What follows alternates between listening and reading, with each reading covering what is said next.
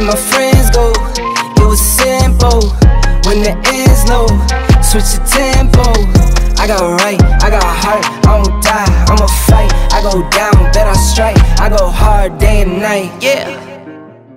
Hallo Leute, herzlich willkommen zu unserem nächsten YouTube-Video. Heute erzählen wir euch was über Erdbeeren. Bio-Erdbeeren. Natürlich nicht. Spaß beiseite.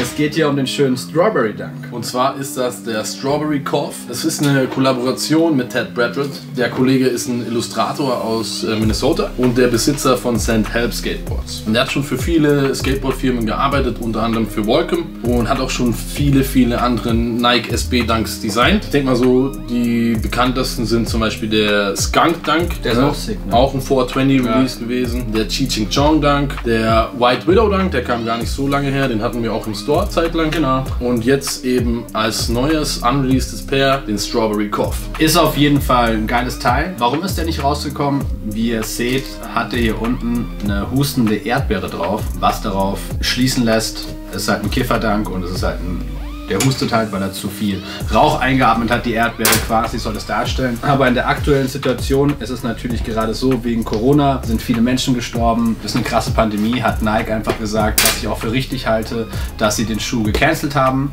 Wir haben ihn trotzdem bekommen, ist ein Hammer-Schuh, kommt mit drei verschiedenen Laces tatsächlich, rot wie das Upper hier, dann in einem etwas helleren Rot wie das Wildleder an der Toebox, genau, und eben einem dunklen Grasgrün, was hinten zusammenpasst. Und das sieht man auch hier, das Grüne ist tatsächlich Straußenleder, das Main Upper ist Wildleder, ist wirklich eine gute Qualität, hat auch wieder so eine Iced-Out-Sohle, ist wirklich ein geiles Teil. Und hat natürlich auch wieder eine ziemlich tiefe Stash-Pocket für all meine Freunde da draußen. Für unser Kleingeld.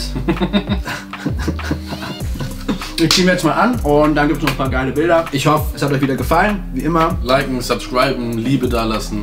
Genau. Unterstützt uns. Auf geht's. Bis zum nächsten Mal. Wir danken euch. Peace, peace. Ciao, ciao.